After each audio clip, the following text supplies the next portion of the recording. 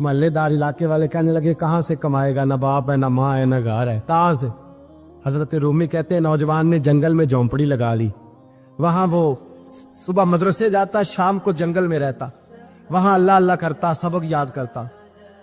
एक दिन बादशाह की बेटी रास्ता भूल गई, जंगल में आई सहेलियों के साथ, बॉडीगार्ड भी साथ थे पर रास्ता भूल गई। खोती खोती शाम हो गई, ऐसी खोई कि जब रात गहरी हो गई तो आके उस नौजवान के पास रुकी और चिल्लाने लगी। शेर के दौड़ने की आवाज आती है, भेड़िए के बोलने की आवाज आती है। नौजवान अकेला, सहेलियां बिछड़ गई, गार्ड बिछड़ गए।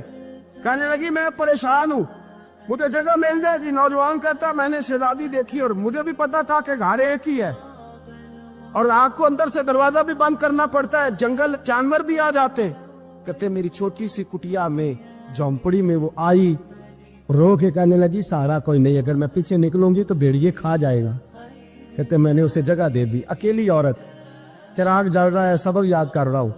मेरे नबी पाक ने फरमाया जहां मर्द औरत अकेले हो तीसरा शैतान होता है। और शहजादी, वो बच्चा कहता है सबक याद करता रहा सारी रात। वो बच्ची को कहा सो जा, पर वो कहती है नींद मुझे भी कहाँ आई। ऐसे मौकों पर नींद, सारी रात सबक याद करता। थोड़ी थोड़ी देर के बाद चिराग जलता तो उस पर उंगली रखता, हाथ जलता तो पीछे खींच ले, फिर दूसरी उंगली रखता, थोड़ी देर के बाद जलता तो खींच ले, हाथ सारा जल गया। सुबह किरणें चमकी तो कहने लगा चल निकल जा, दौड़ जा, बस बड़ा सब्र का इम्तिहान हो गया, चली जा।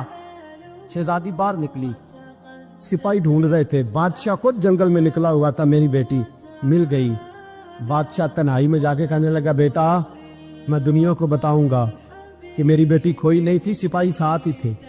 ये बड़ा मुश्किल होता है, बेटी तो भूल के भी रात कहीं रह पड़े तो लोग जीने नहीं देते, तो बेटा मुश्किल हो जाएगा मेरे लिए। कहाँ थी? उसने कहा नेक नौजवान के पास। उसने कहा बेटा मैं तो तेरी बात मानूंगा पर दुनिया नहीं मानेगी।